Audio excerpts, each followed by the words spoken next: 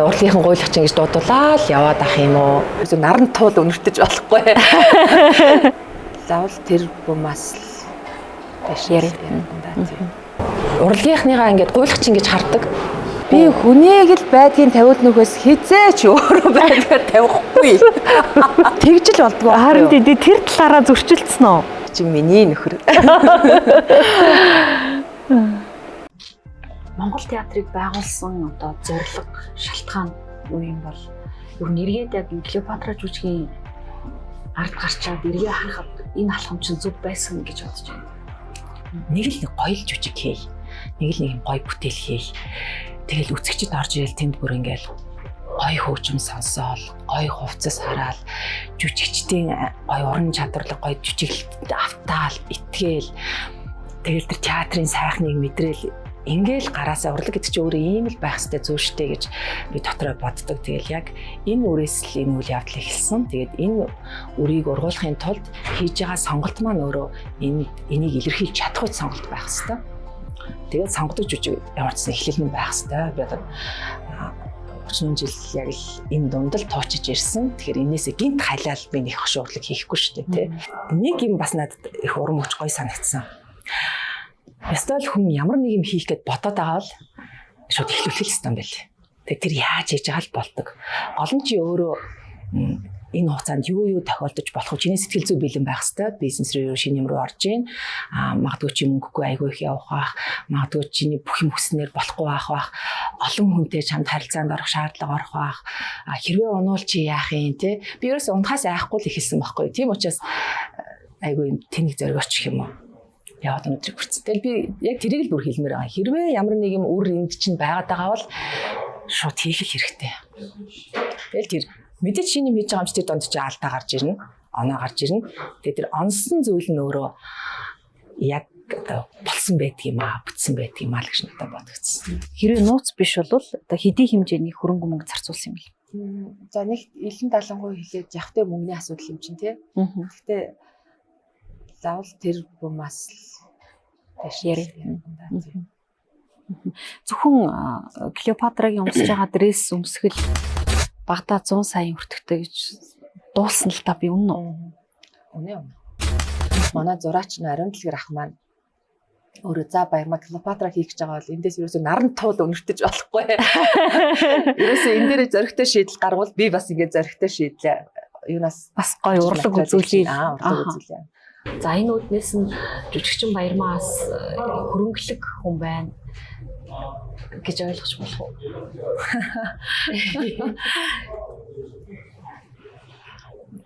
Нэг гоё юм хийгээд тэгэхэр чин тэгэл би өөрөө нэг ийм юутай ахгүй. Ямар нэг юм хүнд орох гэл тэгэхэр хүмүүстэй ингээд мөнгө тохирох хэрэгтэй болдог. Тэгээ тэр надад маш эмзэг айгүй эвгүй байдаг. Тэгээ би өөрөө бас нэг ингэж одоо өөрийнхөө хөдөлмөрийг шударгаар үнэлүүлмээр байдаг. Гэтэл нөгөө тал нь ингээд мөнгө авахгүй айгүй чи тэдээр тоглочих гээд ингэдэг те. Тэгээд энэ нөхцөл байдал надад амар гонигтай санагдаад байдаг байхгүй. Энэ юм надад дандаа л тохиолдол шинэ уран бүтээл орох болгонд мөнгөө тохиролцох хэрэгтэй болдог. Тэгээ би ингээд нэг бүр агаарын юм хэлэхгүй штэ нэг одоо урьж яагаад баярлаа. Тэгээ би нэг иймэрхүү ханшаар л одоо тоглол болж гинөө гэд. Тэгэхээр жоохон хямдруулж чаач гэдэг юм те. Ингээд энэ бүрээ үнэхээр эмзэглэмээр заяа. Энд чинь тэгэл бодит байдал. Угаасаа яах юм бэ? Бид нар чинь мөнгөгүй гоё юм хийх гэдэг мөнгө байхгүй. Өөрийгөө 10 жил ажилласан одоо л нэг дажгүй жүжигчин болчихоо. Одоо хөдөлмөрөө өндүүлээд би айтаахан ингээд үнэлгээгээр тоглоод энүүгээрээ амьдраад энэ тийм бодохоор тэр байхгүй. Тэгээ би юу ч боддог вэхээр би жүжигчтэй аяга өрөвддөг байхгүй юу?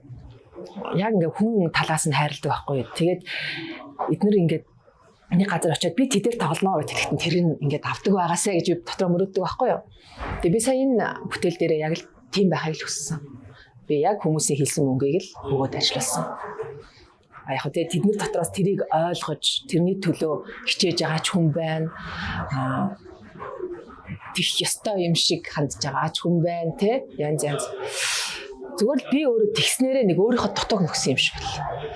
Би ингээд нэг газар очиод би тэдэр тоглож үжигчээ ингээд хэлэхэд окей гэд ингэдэг байл надад гоё шүү дээ. Тэгээ яг энэ мөрөөдлөө би өөрийнхөө ажилд дандаа ингэж чадахгүй байх л та. Нэг удаа ч гэсэн яг үгүй Монгол жүжигч маань ирээд тэдээр тоглоно гэд өссөн мөнгө аваад тэгээд сэтгэл дүүрэн ажиллаа хийгэлтэй. Тийм биз дээ. Өдөр нь реклам руу гүйхгүйгээр тоглолтондоо ингээд аягүй гоё ирээл те нүүр мөрөө будаал ингээд жүжигчийн хүний амьдралдээ те. Тэгээд энэ дээр бол яг тхийг л амар хүссэн. Тийм болохоор би яаж хийж байгаа л та тэрийг болгосон шүү дээ. Тийм. Хийж юу би яг л цаашаа ятах би баян хүн биш шүү дээ. Тэгтээ энийг болгоё тэгвэл тэгээ болгодог юм байлээ. Тэгээ яг би жүжигчтэй бол уран бүтээлч ганцхан жүжигч юм биш л дээ. Энд хамтарж байгаа бүх уран бүтээлчтэй эргээд надад гомдохгүй үлдээсэ. Тэгээ нэг бүтээлийн ард унсан ч бай, боссон ч бай, бүтсэн ч бай, бүтээгүү ч бай. Бүгдээрээ баярмаатайгаа ингээд багаараа тийм Монгол театрынхантайгаа гоё ажилласан. Гэт нэг юм сэтгэл дүүрэн үлдэхэд болж байгаа юм. Тэгэхээр бизнесийг бол ашиг хийхэд бол тэгэхээр Монгол театр бол нэг талаараа бизнес, нэг талаараа урлаг. Тэр ашигаа өгч чадчихна. Тэгээ ийм хүн ч одоо яаж ашиг хийх юм бэ те? Бизнесийн хүн харамсалтай. Бизнесийн хүн мөн үү биш үү те? Гэтэ зүгээр. Ер нь бол олж харсан юмнууд байгаа. Яг бизнесийн талаасаа ч тэр бүтээл талаасаа ч тэр энэ удаадаа бол би ер нь явж яг тэгэхэд дундуур нэг зөв гаргалгаагаар зөв явчихвал гэж бодоод байгаа. Тийм. Монголд би анханасаа яг энэ тоглолтыг бол харж ирсэн. Би хэр хэмжээний юу гаргаад юу болж үлдэх вэ гэдгийг бол харж ирсэн. Миний харж ирснаас нэг зөрөг байхгүй. Тийм болохоор сэтгэл хөдлөлттэй. Угаасаа за энэ удаад ч одоо тий юу ашиг машиг тий Монгол театрал төрөх ёстой байсан. Монгол тэр урлагийн үнэлгээ яагаад хямд байдаг юм бэ? Шалтгаан юу гэж бодлоо? Тэгээ урлагч нь бүр ингээд хаягдцсан. Тэгээ бүгдээрээ нэг юм бор зүрхээрээ явдаг юм ухамсартай.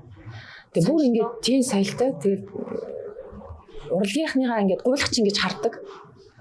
Тэгэл тэд чинь хөөрхөн амтд нэг юм хийх гээл яалтчгүй л ингээл ямар ч нөт тогтолцоо эний чинь одоо урлагийнхныг амьдрах тэр орчныг бүрдүүлж өгөөгүй олон жил ингээл гүрийгээл явцгаацсан. Тэр чинь бас урлагийн бүтээлийн чанарт хүртэл шууд нөлөөлнө шүү дээ. Бушуухан нүн гаргасан 5 цасаа олж аваад дуусахыг бодно үстэй ер нь бол тий юу сайн бүтээл, сайхан дүр, сайн жүжиг урлагийн гоё сайхан хаана байна тий. Тэгээд бүр ингээд суураараа буруу юм шиг л. Тэгэл одоо л нөгөө яам энтертэй болоод кинонаас нь эхлээл ингээд дэмжих гээд байгаа юм шиг байлээ. Тэгээд бас бодлоготой юм тэр лүү хөөцөлдөж тэндээс мөнгө олж аавна гэдэг чинь өөрөө маш их цаг хугацаа зарцуулдаг зүйл юм байл шүү дээ. Хаанаас? Одоо нөгөө яам интерес тэтгдэг юу энэ аавна гэдэг чинь тий. Нэг олон юм уу шатыг дамжаал ингээд тэгж нэг төөгцэн юм шиг юм гардаг. Тэгээд тэр чинь одоо тэгсэн дорол кэсэнд ажиллаа явуулж исэн дээр байгаа байхгүй. Тэгэхээр бушуухан нэг хүн амтнаас мөтөр гуйгаал муугаал тэгээ баг ингээл гялцуулсан дээр байдалд орчиж байгаа байхгүй. Тэгэхээр энэ юу одоо тэгэл тэтгэрэнгүй ингээл театр төрөөл юм бужигнаад байгааг ингээд харж байгаа юм чинь эдгээр ингээд амьдрах гад үзээтэй нэгдийг харж байгаа юм чинь энд нэг зохицуулт хэрэгтэй юм байна, санхүүжилт хэрэгтэй юм байна, энд нэг юм гаргалгаа хэрэгтэй байна гэдгийг мэддэг чаддаг хүмүүс нь бас харж идэг байлгүй дээ л гэж боддог шүү дээ. Эдгээр шингэн бид гурав болцоо хинч төвөгөхгүй гурлаастаа ингэж гүйсээр байгаа л тэгэл болгосон шүү дээ. Бид гурав энэ театрыг байгуулад мөнгө хаагаад явж байхад зүгээр бидний яриаг сонсоод за би та нарын имийг ингэж хүнд хэрэггүй 1000 төгрөг гэж байдгүй. Гэхдээ би та нарын яриаг сонсоод надад та нарын энэ хийх гэж байгаа юм бол нүдэнд харагдаж байна юм их гоё юм болох нэ. Миний бүр ингэ сэтгэл хөдлөөд. Бизнесмэнүүд чинь нэг тийж баргийн юм сэтгэл хөдлөөл тийж мөнгө гаргах. Тэгсэн бизнесмен байгаа юм тий. Тийм бизнесмен гарч ирж бид нар санхүүгийн дэмжлэг үзүүлсэн. Тэр нь хэн байсан бэ гэсэн чинь одоо Монгол түмнээ ягаан гажид гэж алтаршсан Сэнд аюушхайн зээх байсан. Вау. Хэн бэ? Аль хангаа гэж залуу. Тэр залууд би одоо үнэхээр чи бол бидний хүсэл мөрөөдлийг бодит зүйл болгосон. Чи бол урлагт маш том хувь нэмэр оруулсан шүү. Маш их баярлж байгаа шүү гэж би хэлсэн. Надаа ингэж яваад тахын зүг юм уу? Хол удаан ингэж явж чадахгүй л дээ хүн чинь тэсэхгүй шүү дээ. Бууж өгнө шүү дээ ер нь бол. Анхны учраас л үнэхээр бүгд ингээл гаргаасаа барил зүтгэж байгаа байхгүй. Гэхдээ эргэл бодно ш. За хэр удаан ингэж амьдрч чадах вэ тий? Чи асуудал болж байгаа юм л та. Тэгэхээр энэ төвхтэй байдлаас гарахын тулд яах вэ гэж ингээ хүн чинь бодож эхэлнэ үстэй тий. Урлагийн гуйлагч ингэж дуудуулаад яваад ах юм уу? Би бол бүр урлагийн өмнө нэр хүндийг аяйгүй өндөрт байлгахыг хүсдэг. Урлаг гэдэг чинь хүн болгоны хийгээд байдаг энгийн одоо амьдрал донд байдаггүй тэр одоо ой зүйлийг чинь л урлаг гэж хэлээд байгаа шүү. Хүн болгон театр дээр л хүн болгон тэр сайхныг мэдэрч чадахгүй шүү дээ бас тийм. Тэгээд энэ гоё юмчд гоёлах хэрэгтэй шүү.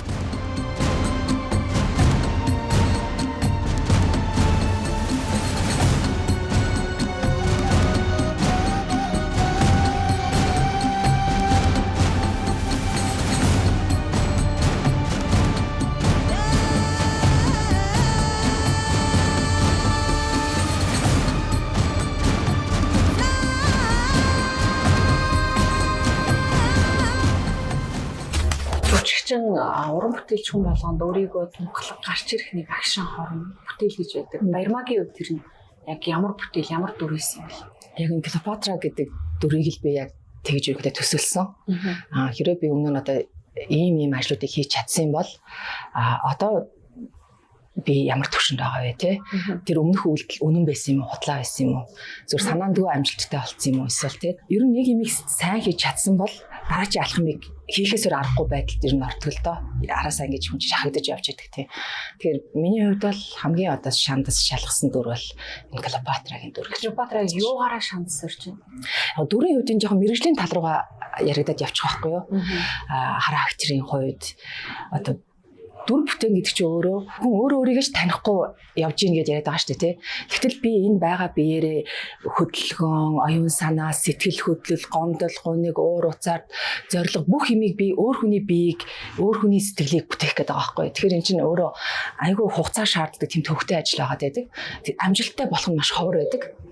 Тийм учраас одоо өчнөө жил тоглосон жүжигчдэд нэг юм уу хоёр дүр бүтээжээ гэдэг нэг тийм юм дарддаг байхгүй. Тэгэхээр үйл явц нь өөрөө юм төвхтэй.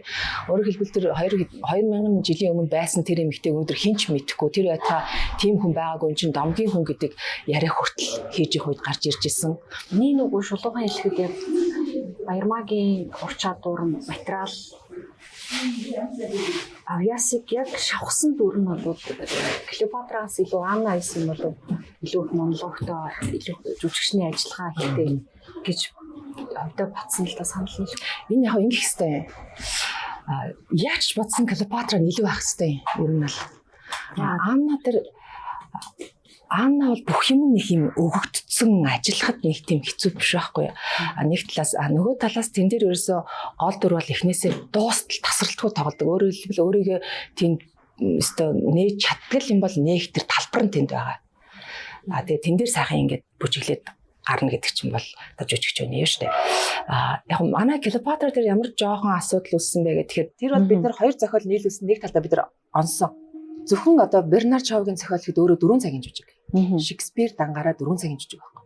Тэрийг нийлүүлээд бид нар 2 цаг 30 минутанд үндсэндээ бацсан шүү дээ. Тэгэхээр тэндээс чинь маш их юм хасагдсан байхгүй. Тэгээд тэр донд чинь нөгөө Клеопатра гаргаж ирэх ёстой маш олон сценүүд. Өөрөөр хэлбэл энэ жүжигний 60% дээр би тайзан дээр байгаа шүү дээ. 50% дээр жүжиг. Гол дүр тийм байдгүй. Анна дээр бол миний ордгоо ганцхан сцен байт юм. Би тэр хойно галзуу юм шиг хуцаас болдог байхгүй. Ерөөс ороод тайлал өмсөөл шууд гардаг. Бүх сцен надаар ихэж надад байна. Тэр гол дүр өөрөө тийм үүрэгтэй. Тэгэхээр энэ дээр бидний алдсан нэг тэр юм бол нөгөө утгын бүтэн гаргаж ирэхийн тулд Клеопатрага жоохон хойшин тавьсан тийм тал бол байгаа. Тийм. Клеопатрагийн тухай маш одоо дэлхийн том найруулагчид, том жүжигчид барьж авдаг. Ерөнхийдөө үндсэндээ яг шанцаа сордог дүр бүтээл гэж ярьдаг. Баярмаагийн бүтээсэн Клеопатра хин юм бэ? Клеопатратаас өөрт чинь төстэй зан чанар байсан уу? Яг шууд тийм хүнгээ тодорхойлоход жоохон төвөгтэй. Дүрд чинь нэг энэ бол тийм хүн юм аа гэдэг нэг юм тодорхойлт байгаа. Тэрийг хийхин төлөө ажилладаг байхгүй яа. Клеопатра дээр болохоор магадгүй яагаад айгүй олон найруулагчид өмнө барьж авсан юм одоо хөрөнгө оруулалтаасаа ч юм уу юунасаа ч юм болоод ажил болоогүй тийм жүжиг юм байл л дээ. Тэгээд бид нар өстөө тийм Баатаргаа нэг барьж авч исэн байлээ. өөр хин гэлээ бас нэг найруулагчийг хэлжсэн. Дараа нь хөдөөх найруулагч Ган хоёг гээд найруулагч бас барьж агаад бүр яг хийх гэжсэн. Ингээ хит хитэн удаагийн оролдлого бүтлгүүцсэн бас тийм сонин төвхтэй юм билээ. Яг цаг нь болоогүй байсан уу, санхүүгийн асуудал байсан уу тэрийг болоо үсэхгүй те. Тэгээд манад нь орж ирсэн ахмад урагтайч хэлжсэн аахгүй. За бид нар лав те хизээч энэ жүжиг ингэж барьж авахгүй. Та нар ястаа залуу байна да гэж бүр толгоос гисэрчсэн аахгүй. Тэгэхээр эн чинь ингээд хүн болгоны тархинд ингээд нэг тодорхой хэмжээгээр төсөөлөл бууцсан амар өндөр хүлээлттэй киногийн бүгд мэддэг их өндөр шалгуур тавьж одоо үзэгчдээс би бүр энергийг мэдрээд байдаг байхгүй бүр ингээд хэвээр. За ястаа нэг харъя гэж байгаа юм шиг бүр тийм сэтгэл зүйтэй орж ирж байгааг би мэдэрч байгаа байхгүй. Тэгэхээр эн чинь өөрөө тэр үзэгчийн тэр юутай ингээд сөрж ингэж тоглох чинь өөрөө аюу хэцүү л дээ. Онцгой гэж ямар чанар тэр хүнд вэ? Тэр албач байгаа гэж байгаа нь амжилт байгаа сач байгаа гэдэг үгүй тийм хүсэж. Анх Норогийн дүрийг бүтээжсэн Баярмаа өнөөдрийн Клеопатрагийн дүрийг бүтээсэн Баярмаа хоёрын хооронд хэрэг хол зай, хэрэг ялгаа.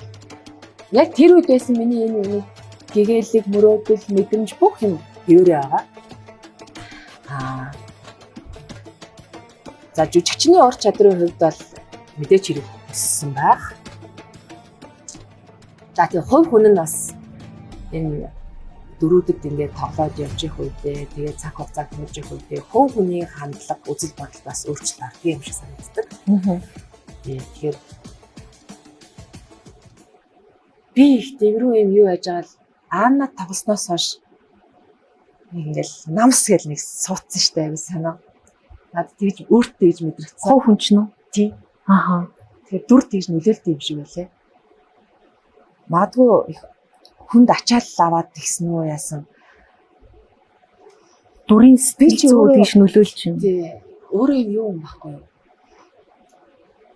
Бас юм сэтгэл хөдлөл өндөртэй өөрийгөө нээх үедээ нээж чаддаг бас тийм хүн шүү дээ. Уг нь бол бас их хаалттай хүн биш шүү дээ. Хаалттай хүн биш. Зүгээр хаалттай гэдэг чинь би зүгээр юмыг тааруулж байгаа л дооц болохоос биш. Тэгжээ чинь нэг дүрийг мэдэрч хүн чинь юм задгаа тоглоно шүү дээ. Түүнээс биш хувь хүний нэг хатуу бол дүр яг тэгж гараад идэг юм. Ер нь бол анзаарах юм бол тэр дүр дотор тэр хүний шин чанар яваад идэг байхгүй юу? Тэр хүн өөрөө сэтгэл нь маш юм торхон мэдрэмжтэй юм байж тэр дөрүүдий чинь ингэж чөлөөтэй хөдөлгөж наасан цааш нь ингэж гой гүйлгдэг. Яг нэг ингээл суучих шиг надад санагдсан. Гэтэ тэр нөгөө нэг юу гэж хэлэх тэр нэг би юу яасан гэсэн үг биш. Миний нөгөө нэг юм уран бүтээлч онгод мэдрэмж бүх юм бол улам бассан. Гэхдээ нэг хүний одоо энэ юу юм бол тийм хэлж мэдэхгүй байна. Нэг над Аннад өөрчлөлт өгсөн шүү. Тийм учраас би энэ ажлыг хийсэн байхгүй. Яа. Өөрийгөө өвдөх гэж. Тийм Аннаас гарах гэж юу? Гарах гэж биш. Надад тийм одоо хүчийг тийм бярыг өгсөн байна. Аннатай адилхан зүйл өөрчилж байгаа. Би ч бас хийгсэн юм бас хийчдэг хүн шүү ер нь бол. Тэгээд тэрнийхээ арыг даач шүү. Тэр дараа төстэй. Тийм. Тэр заавал хайр сэтгэл байх албагүй. Хайр сэтгэл байсан ч би тэгж л хандна. Хайр сэтгэл тэгж хүл алдах хүн үү Баярмаа. Одоо бишээлбэл Аннагийн яг тэр талд нь асар дургу шүү дээ. Зөвхөн Аннаг ч юу нэмхтэй хүнд ингэж дурлалт ингэж гараа мохорлах ингэж байдгаа тавьж өгөхөд яат ч юм дургу. Би хүнийг л байдгийн тавиул нөхөөс хизээч өөрөө байдгаа тавихгүй. Эмхтэй хүн тэгж л болдгоо. Харин тэр талаараа зөрчилдсөн үү? Анна ч ингэ тавиад уучж байгаа ш. Тий. Аннагийн тавьж тулд чинь өөрөөс нь гадна тэр учирч байгаа Вронский болон хажууд байгаа нөхөртэй нэг холбоотой байдаг. Тэр хоёрын дунд уу? Тий. Зөвхөн тэр хоёрыг өөрийгөө тавьж тугаа зогсохгүй тэр хүн чинь тэр худал хуурмаг нийгмийн өмнө гарч ирээд тийм би тэгсэн болдгоо мó гэж хэлж чадсанараа аюу онцгой байхгүй юу. Түүнээс зүгээр нөхрөө хуурснараа онцгой биш байхгүй юу. Өөрөөр хэлбэл тэр дотор тийм тексттэй тийм. Зүгээр дээдсийн 6 цингэл байсан бол одоо би чамайг ойлгох байлаа гэдэг байхгүй. Өөрөөр хэлбэл тэд бүгд хоорондоо явуулдаг л байхгүй юу. Тэр хүний хүнд байдаг муу юм тэнд бүгд байгаа байхгүй юу. Тэгээд тийм биш юм шиг худлаа амьд цаадаг байхгүй юу. Тэ? Тэр дунд Анна яг жинхнээсээ дурлаад, яг жинхнээсээ хайрлаад, энд байсаа хайрна. энэ яг хайр биш байжээ гэдгийг ойлгоод тэнгүүтээ за би чамд хайртай би араадаа чи араад авах уу гэсэн чинь нөгөөт нь дагаад байхгүй. Тэнгүүт ана яасан гэхээр тийм ээ би хайртай болсон. Яа та нар энийг нуудгийн яагаад болдгүй ингээд гарч ирээд өөрийгөө зарлан тунхсан чи бүгд тэрийг чөтгөр шулан мэт харж байгаа байхгүй аюу мэдтэй тий. Тэгэхээр эн чинь зүгээр нэг араар тавилтын тухай жүжиг биш. Тэр эмэгтэй хүнээс яг цагаатлахаар ямар том хүч гарч ирдэг. Тийм гоё сүнслэг зохиол байхгүй.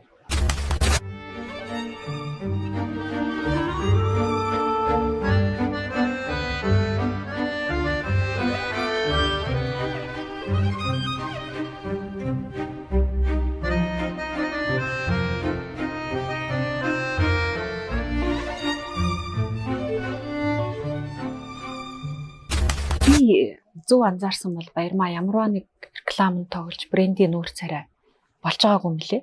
Тэгэхээр яг жүжигчин хүний ялангуяа одоо урлагийн од тайзны од шүү дээ. Тэр хүний амьдралын хамгийн нэг чухал бүрэлдэхүүн хэсэг нь бол брендийн нүүр царай болох рекламанд тоглох шүү дээ. Тэгэхээр Баярмаа яагаад энэ талаа орхидуулсан юм бэ? Магадгүй ийм санал одоо ирдгүү гэж худлаа ярихгүй л байх л та тийм ээ. Эсвэл хүлээж авдаггүй юм. Тэгэл урлагийн хүмүүс чинь тийм санал ирнэ. Тэгээ энэ чинь нэг юм байдгийг. Нэг юм хэлбэр агуулга хоёр зөрчил үүсдэг байхгүй юу? За. Энд чинь бүр ингээ миний асуудал биш Монголын асуудал байхгүй юу? Одоо жишээ нь одоо гадны ямар юу байдгийг тий нэг брэндтэй хамтарч ажиллаад нүүр царай нь болоод өгүүдээ 1 жил ч юм уу 2 жил ажиллаад тэгээ тэр нь яг нөгөө брэнд нь энэ манай нүүр царайг тунхагладаг. Нөгөөт нь яг тэндээ ажилдаг. Тэгээд үнэлэмж нь ямар байдаг вэ? Аль нь ранга тогтоодог. Одоо тэгж бие биентэйгээ уулзснараа нэг нэгнийхээ яг одоо цензурыг тогтоож идэг тий. Би бол ийм хэмжээний гэж нэг нь тогтоох нөгөөт нь би энийг авсан манай компани юм ч гэдэг юм уу тий. За энэ л ингээд дэлхийн жишээ шүү дээ тий. Монголд ч болохоор ерөнхийдөө чатаар өнийхөө саналыг явуулаач гэдэг ингээд ирдэг байхгүй юу?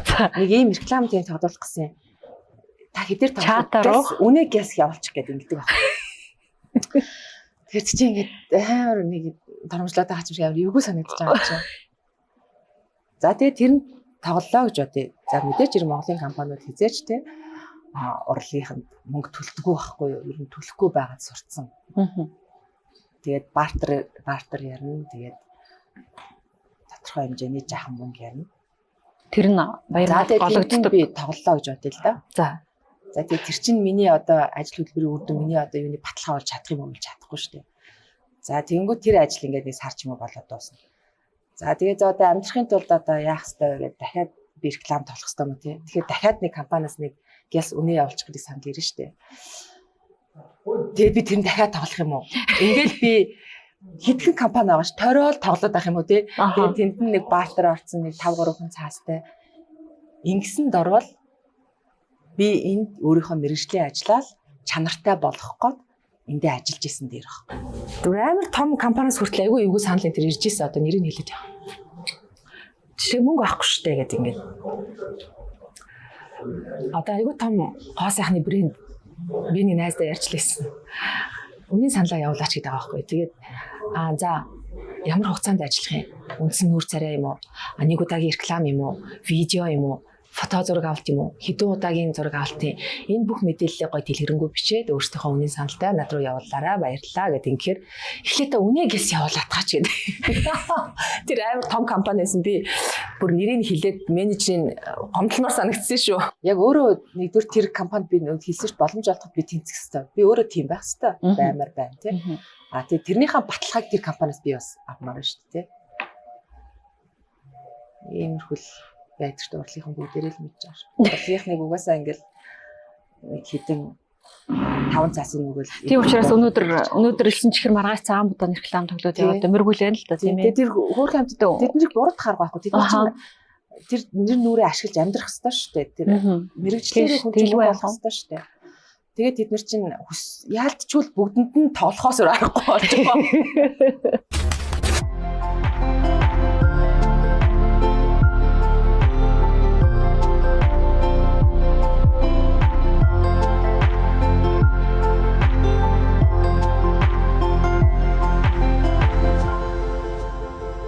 Баярмаа 4 хүүхдээ жайлын сайн эзэгтэй Гэхдээ хизээч одоо гэр бүлийн амьдралаа ч юм уу нөхрөө олны юм бас гаргадаггүй.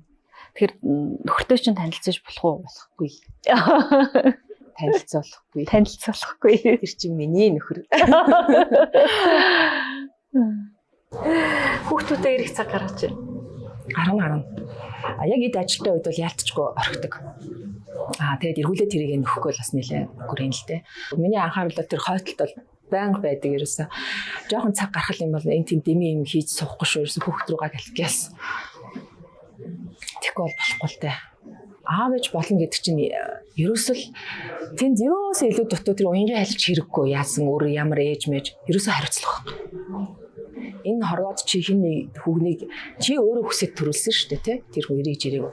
Тэгвэл чи тэр хүнийг амар тайван өсөг, эрүүл саруул өсөг тий өгөх ёстой боловсролын нөгөөд өсөг, инэрх ёстой инэрл хайрын нөгөөд өсөг. Тэгж чадахгүй зүгээр л хүүхдээ мал шиг хайчиж байгаа надад бүр үнэнхээр имзэг санагддаг. Тийм эцэг эхчүү тийм гэр бүл зөндөө ажиглагддаг. Тэр хүүхд гэдэг чинь одоо бүрэн хүн болж чадаагүй хөрхий те оюун санааны хувьд ч тэр бие физиологийн хувьд ч тэр тал хүн штэ. Тэгээ тэр хүмүүс бидний гар дээр хэн болж өсөөд нийгэмд хэн болж гараад тэгээ бусдад яаж нөлөөлөх вэ? Өөрөө хэр аз жаргалтай амьдрах вэ? Энд чинь бүхэл бүтэн хүний хувь заяаны асуудал ярьж байгаа. Тийм болохоор зөвөр л ингээл аячаад гулялаад байж болохгүй шүү дээ. Тэгэхээр энэ хариуцлагыг бол би дандаа зүрхэндээ авч явдаг. Хичнээн ажилтаа, хичнээн юутай байсан ч гэсэн нэг хүнийг би бүтээж штэ. Тийм болохоор бүх зүйлийг би өгч чадахгүй байх. Гэхдээ чадах бүх юмаа бас хичээл үзэх хэрэгтэй. Гэр бүлтэй болсноор яг тэр урлагийн карьерт ямараар нөлөөлсөн бэ? Миний урлагийн карьерт их сайнаар нөлөөлсөн. За. Магадгүй би гэр бүлгүй байсан бол өнөөдрийн би гарч ирэхгүй байсан баг. За. Тэгэхээр миний одоо их тууштай ингээд их зоригтойгоор ажиллаа хийгээд яваад байгаа нь бол миний гэр бүл тэнд их баттай байгаа гэх. Сэтгэл тайван байна тэр хэрээр тийм ээ. Тэнцвэртэй. Ингээд тэр олон хүүхдийн буянч гэж байдаг баг. Сэтгэл санааны доктортой байдал чи бүтээмжтэй ч байна шүү дээ. Тэгэхээр тэр тал дээр бол ерөөсөө би маш тайван байдаг. Магадгүй одоо тэгэл залуу байна, гоо үзэсгэлэнтэй байна, нэр алдартай байна, маш олон хүнээс болзооны урилга авах ч юм уу. Тэр болгонд бас хаалт болдог утгаараа яриад байна уу? Ер нь тийм санал баярмаа ямараар ханддаг вэ? Гэхдээ ингээл ер нь эмэгтэй хүн ганцаараа зүтгээд байна гэдэг чинь өөрөө аюу амаргүй байхгүй юу? Тэгээд тэр хүн чинь нэг юм хүнээр хайрлуулж, хүнийг хайрлаж, энэ ухаан бодол чинь ариун тунгалаг, зүрх сэтгэл чинь амар тайван байж иж тэр хүч гэдэг сэтгэлийн тэнхээ гэдэг зүйл чинь надад бий болно шүү дээ. Түүнээс биш ингээл амар юм зовлон даваад байгаагаараа сэтгэлийн тэнхээ биш байгаад байдаг байхгүй юу? Миний хараад. Амар амгалан гэдэг чинь өөрөө сэтгэлийн тэнхээ байхгүй юу? Тэгээд гэртээ очиж тэр амар тайван мэдрээд аюулгүй байгаагаа мэдрээд ингээд ажил дээрээ ирэхээр би ерөнхийдөө жоохон бардамдуу зоригтой дүү би юм хийдэг байхгүй юу? Тэгээд тэр амар амгаланг барихын тулд энд би бас хамаагүй задарч болдгоо байхгүй юу? Тийм учраас би өөрийгөө бодол санаагаа хямддаг, үг хэлээ хямддаг. Ингэж нөгөө амьдралыг өөрийнхоороо тэнцвэржүүлж явна гэдэг чинь хүний ухамсар үстэй. Тэгэл энд ч савчаал, тэнд ч савчаал, энд очиж уйлал, энд очиж инээгээл, энд очиж сошиал дээр лайвдаа тавил. Би ч ингээд урсаад алга болчих штеп.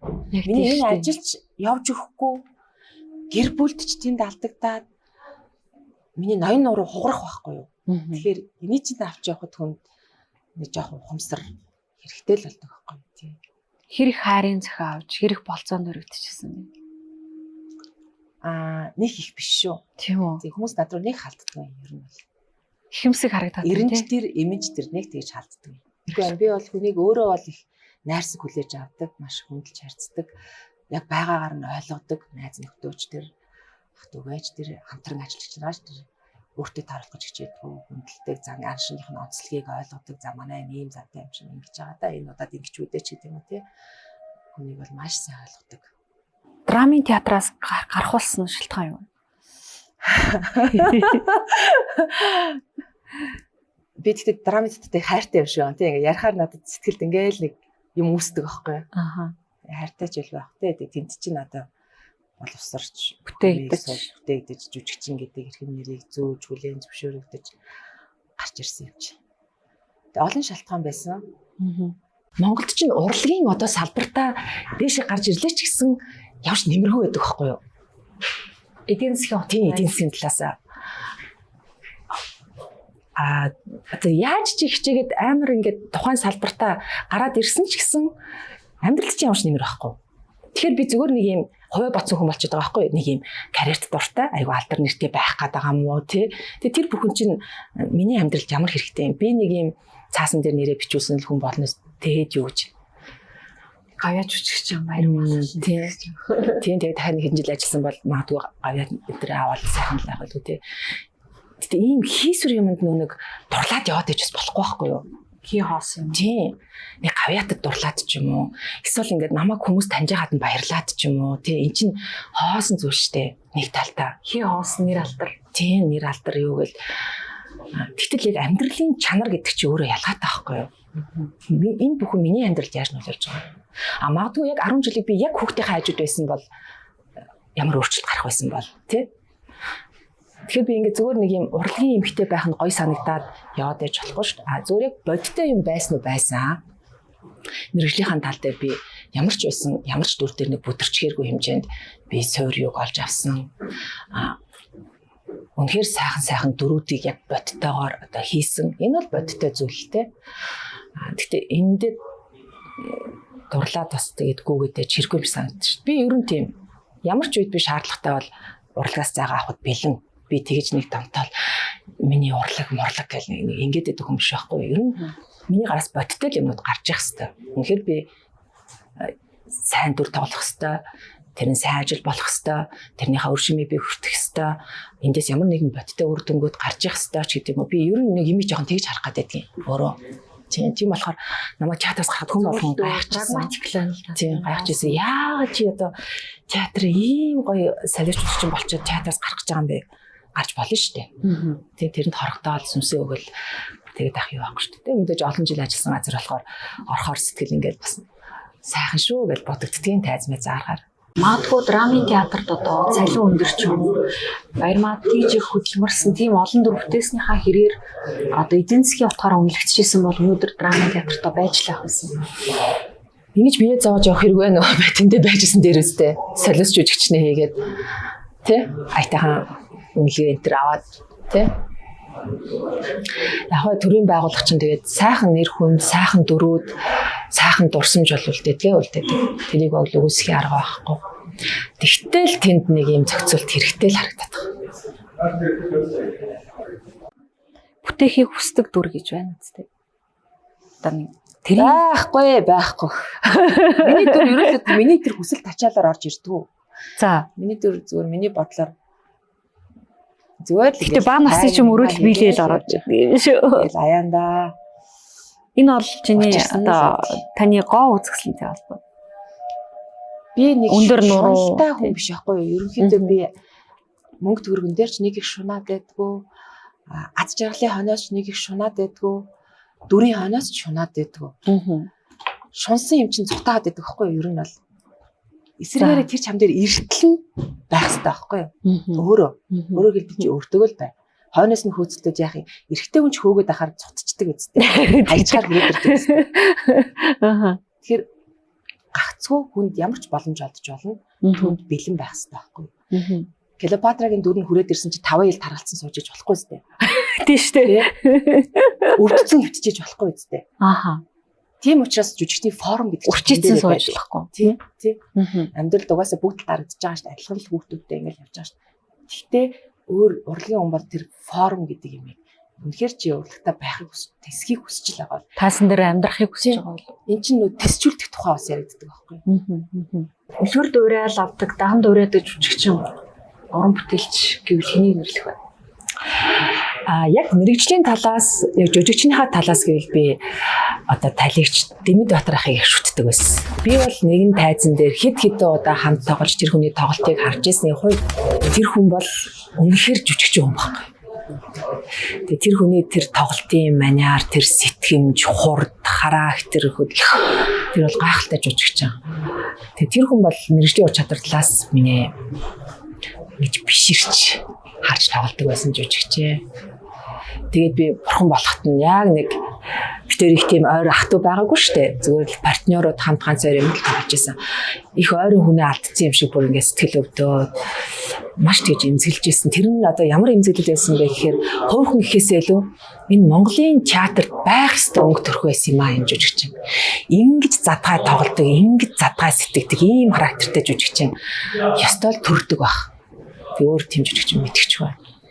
Тэгэхээр би тэгж бодож бүр ингээд Монголын театрын урлагийн өмнөөс харамсаж сэтгэл их эмзэглэж байсан шүү. Хувийн талаасаа бол өлгөр дөөрэл авдаг хүмүүс байдаг. Манай найруулагч нар байна.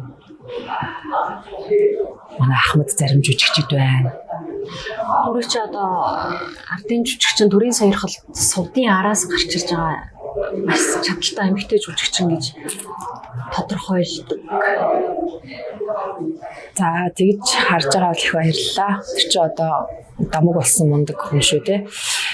Тэгээ сувдгаатай би театрт орсон цагаасаа л ерөнхийдөө бас хэд хэдэн дүрийнч би нөхөж тоглож байсан, хамтдааш тайзан дээр тоглож байсан. Тэгээ тэр хүний тэр нөгөө одоо юу гэдэг цар хүрээ бол үнэхээр том л доо.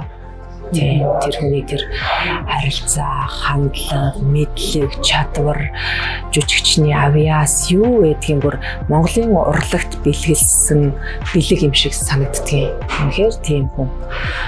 Тэгээд тэр хүний хажууд бас нэлээд хэдэн жил хамт байгаа, сүүлд нэг өрөөнд байгаад яг би сүрдэд нэг их айхтар ойртож болж чаддгүй.